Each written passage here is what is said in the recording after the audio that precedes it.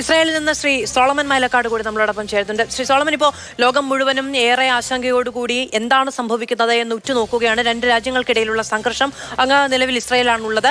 അവിടെ പക്ഷേ സ്വാഭാവിക ജീവിതത്തിന് അതിജീവനത്തിന്റെ പാതയിൽ പല സാധ്യതകൾ ഉണ്ടാക്കിയെടുത്തിട്ടുണ്ട് അല്ലെ? ബങ്കറുകളടക്കം ഇപ്പോൾ സൈറൻ കിട്ടുകയാണെങ്കിൽ തന്നെ, അല്ലെങ്കിൽ വ്യോമാക്രമണം ഉണ്ടാകും എന്ന് നേരത്തെ കൂട്ടി സൈറനും മുൻപ് തന്നെ അറിയാൻ കഴിയുന്ന സംവിധാനങ്ങൾ, അങ്ങനെ ഒരു യുദ്ധമുണ്ടായാൽ പോലും സ്വാഭാവിക ജീവിതം മുന്നോട്ട് കൊണ്ടുപോകാൻ കഴിയുന്ന സാഹചര്യങ്ങൾ ഡെവലപ്പ് ചെയ്യുകയും അതിനനുസരിച്ചുള്ള സാമൂഹ്യക്രമം രൂപപ്പെടുത്തുകയും ചെയ്തിട്ടുണ്ടോ?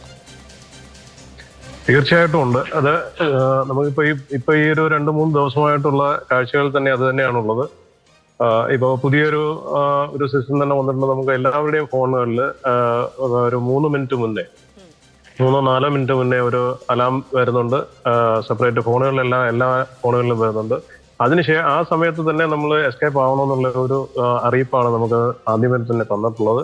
അതനുസരിച്ച് നമ്മൾ ഒരു 3-4 മിനിറ്റ് കൊണ്ട് നമുക്ക് ഓടി ബങ്കറുകളിലേക്ക് മാറാനുള്ള സമയമുണ്ട്. അതിനുശേഷമായിരിക്കും അലാറം വരുന്നത്, ഈ സൈറൻ വരുന്നത്. ആ സൈറൻ വന്നു കഴിഞ്ഞാൽ തീർച്ചയായിട്ടും നമ്മൾ വീണ്ടും കുറച്ചുകൂടെ കാര്യം, എല്ലാം ഒരു 3 നിലയോളം താഴ്ചയുള്ള സേഫ്റ്റി റൂമുകളാണ് ഉള്ളത്.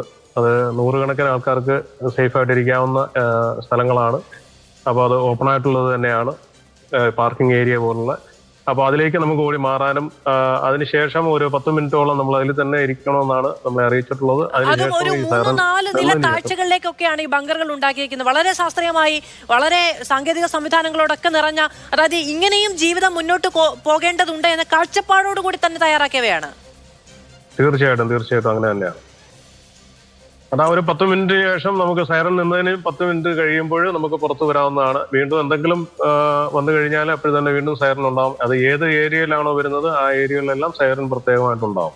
ശ്രീ സോളമൻ മൈലക്കാട്, പക്ഷെ അങ്ങനെ ആയിരിക്കുമ്പോഴും ഇത്രയധികം സാങ്കേതിക വിദ്യ ഉപയോഗിച്ച് ഇത്രയധികം ശ്രമം നടത്തി സ്വന്തം പൗരന്മാരെ രക്ഷിക്കുക എന്നതിന്റെ ഇതിപ്പോ ഒരൊറ്റ രാത്രി കൊണ്ട് ഉണ്ടാക്കാൻ കഴിയുന്നൊന്നുമല്ല. അപ്പൊ ഇത്തരം സാഹചര്യങ്ങളെ അതിജീവിക്കാൻ വേണ്ടിയുള്ള ശ്രമങ്ങൾ ഉണ്ടായിട്ട് പോലും പിന്നെ എങ്ങനെയാണ് ഈ കാഷ്വാലിറ്റി ഉണ്ടാവുന്നത്? ഇപ്പൊ കഴിഞ്ഞ ദിവസങ്ങളിലൊക്കെ ബങ്കറുകൾക്കുള്ളിലുള്ളവർ തന്നെ മരിക്കുന്ന സാഹചര്യമൊക്കെ ഉണ്ടായിട്ടുണ്ടല്ലോ.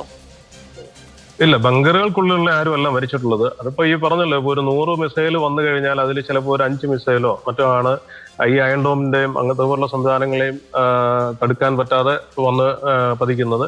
ആ സമയത്തുണ്ടാകുന്ന കാഷ്വാലിറ്റിയാണ്. അതിലൊക്കെ കൂടുതലും ഈ വൃദ്ധരായിട്ടുള്ളവരൊക്കെയാണ് അതിൽ കൂടുതലും പെടുന്നത്. ഇതിലേക്ക് ബങ്കറുകളിലേക്ക് പെട്ടെന്ന് പോകാൻ സാധിക്കാതെ അങ്ങനെയൊക്കെ ഉള്ളവരാണ് അതിലൊക്കെ പെട്ടിട്ടുള്ളത്. അല്ലാതെ ബങ്കറുകളിലൊന്നും ഇതുവരെ ഒരു അപായം ഉണ്ടായിട്ടില്ല.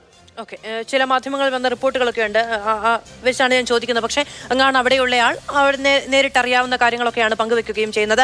അതിനുശേഷം വളരെ സ്വാഭാവികമായ, അതായത് ജോലിക്ക് പോകാൻ കഴിയുന്ന, മറ്റ് ഇടങ്ങളിലേക്ക് പോകാൻ കഴിയുന്ന സാഹചര്യങ്ങളൊക്കെ ഉണ്ട്. അതായത് ഇറാന് തുല്യമായ പ്രശ്നങ്ങളില്ല ഇസ്രയേലിൽ എന്നാണോ? തീർച്ചയായിട്ടും അങ്ങനെ തന്നെയാണ്. ഞാനിപ്പോ എന്റെ ഇത്രയും വർഷത്തെ എക്സ്പീരിയൻസ് വെച്ചിട്ട് തീർച്ചയായിട്ടും അങ്ങനെ തന്നെയാണ്. ഞാനിപ്പോഴും തന്നെ ഞാൻ വണ്ടിയിലാണുള്ളത്, എന്റെ വണ്ടിയിലാണുള്ളത്. ഞാനൊരു യാത്രയിടയ്ക്കാണ് ഈ കോളിൽ ഞാൻ പങ്കെടുക്കുന്നത്. ഞാൻ വണ്ടി നിർത്തി പാർക്കിങ്ങിൽ നിർത്തിയിട്ടിട്ടാണ് സംസാരിക്കുന്നത് തന്നെ.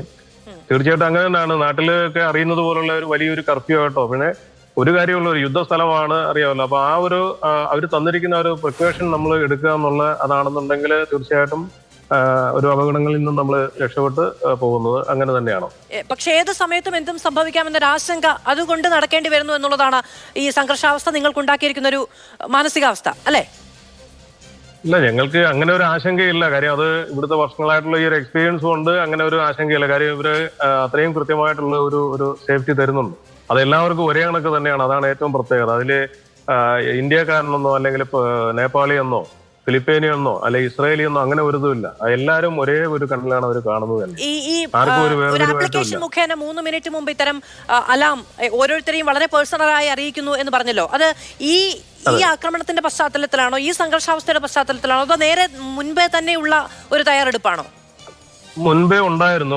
ഈ കഴിഞ്ഞ വർഷമൊക്കെ ഉണ്ടായിരുന്നെങ്കിലും അത് ഈ ഒരു സിസ്റ്റം അല്ല. അത് നമ്മൾ ഡൗൺലോഡ് ചെയ്യണമായിരുന്നു. ഇതിപ്പം ഡൗൺലോഡ് ചെയ്യേണ്ട ആവശ്യമില്ല. ഓട്ടോമാറ്റിക്കലി നമ്മുടെ എല്ലാവരുടെയും ഫോണിലേക്ക് വരുന്നതാണ്. അതിപ്പോ ഈ വ്യാഴാഴ്ച തൊട്ട് അയക്കുന്ന ഒരു ഇതാണ്. ശരി, അപ്പോൾ അതായത് ഒരു രാജ്യത്ത് നിന്ന് അവിടെ വന്ന് താമസിച്ചവർ അല്ലെങ്കിൽ അവിടെയുള്ളവർ എന്നൊരു വ്യത്യാസവുമില്ലാതെ ആ നിലയ്ക്ക് പൗരന്മാരെ സുരക്ഷിതരാക്കാനുള്ള സംവിധാനം ഇസ്രായേലിനുണ്ട് എന്നുള്ളതാണ് ശ്രീ സോളമൻ മൈലക്കാട് നമുക്ക് പറഞ്ഞു തരുന്നത്. തീർച്ചയായിട്ടും. ശരി, ഞാൻ അങ്ങിലേക്ക് വരാം.